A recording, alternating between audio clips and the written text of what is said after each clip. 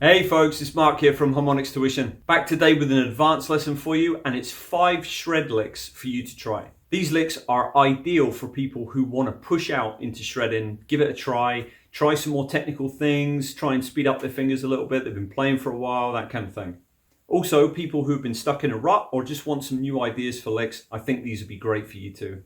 In order to make this easier for you guys to learn, what I've done is I've kept it on the same part of the neck with the same fingerings. And so the only thing you really need to get to grips with is the sequences themselves and how the notes flow.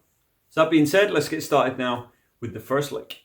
Okay guys, so as mentioned, I'm going to keep this pretty simple. I'm going to stay on the same frets using the same fingers. Okay, obviously you guys can challenge yourselves by changing your fingers around, adding whole steps and different things and trying new shapes. But just for the benefit of this, I want to keep the fingers the same so that you get the sequences. Okay, it's because it's the sequence of notes that's important. So the first sequence here is a 6-note sequence.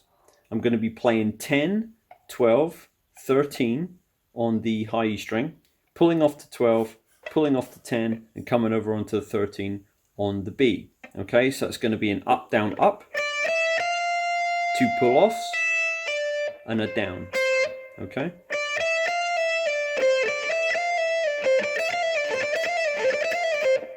It's a simple sequence really, it's just these 6 notes and it flows really well. What I would recommend is you want the metronome to tick here on the 13 if you're going to use a metronome obviously.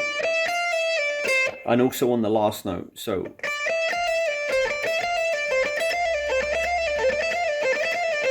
It just gives it that lovely flow when it gets right like that. And obviously the metronome will help you evenly space out the notes. Okay, so I strongly recommend that.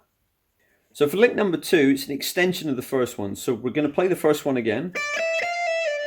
Okay, same notes, same frets. But this time we're going to add a second sequence that's slightly more complicated than the first one.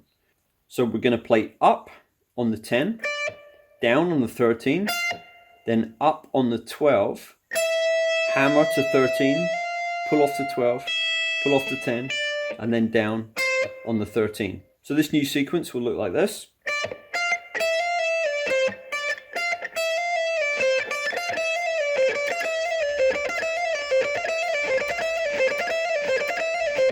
Okay, and combine that with the first one, sounds really, really good.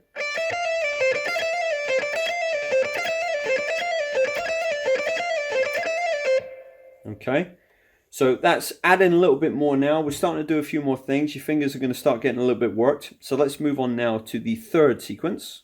So for the third sequence then, we're going to start with the upstroke on 10 again, and down on the 12. Then we're going to do an up on the 10, hammer to 12. Pull off to 10 and then down on the 13. So that looks like this. Okay.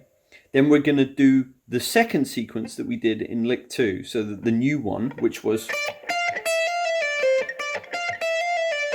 Okay. So as you can see, you can sort of learn these all stand alone and mix and match them as however you want to create your own little rhythms.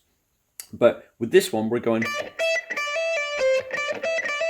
So the new thing you're learning here is this.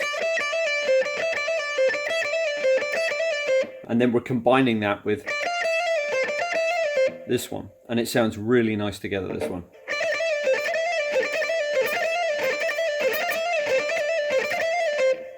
Okay, now for the fourth sequence, what we're going to be doing is basically descending triplets that then ascend again to begin again. So we're going to be on exactly the same frets. This time we're going to be crossing over onto the B string for the same frets. Okay, so 10, 12, 13.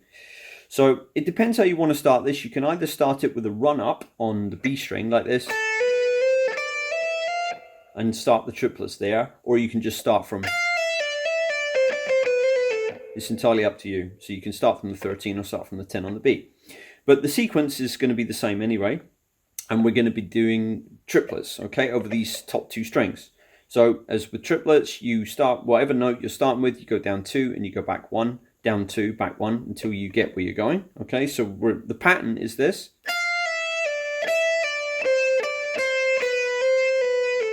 Okay, my picking for that is up, down, down, up, and the pull-offs at the end. Let me show you that really slow again. Up, pull off, down, up, down, up, hammer, pull off, like that, okay? And I just roll that over and over. And when I get to this note here, I simply hammer 12 and 13 and then start again.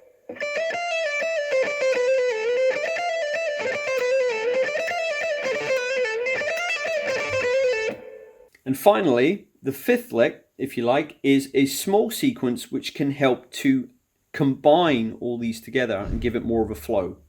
So what I'm doing here is I'm simply going up on the 10, on the E, then I'm crossing over to the B, I'm playing 13, pull off to 12, pull off to 10. And this is the only time we're going to be using the G string, and it's my second finger here, and I'm going to be picking down on the 12. And then up on the 10 on the B, hammer to 12, hammer to 13. And that's the whole sequence, and it's used to connect these together and keep them flowing. Okay, so it looks like this, nice and slow. Okay, easy enough.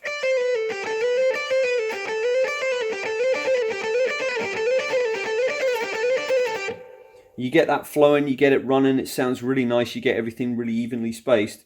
And then it's just a case of combining these licks with this, and it just flows and flows and flows, and you can have so much fun with it. You can play for hours. So here's a few examples of how you can use this to connect these different licks together.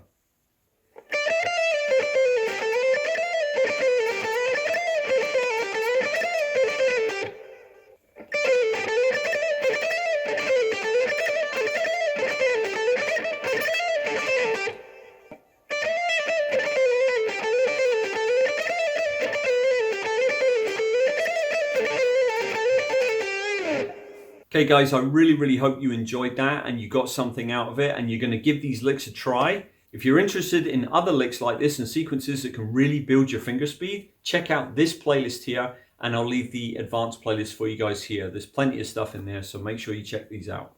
Thank you very much for watching today, and I'll see you again soon. Take care. Bye-bye.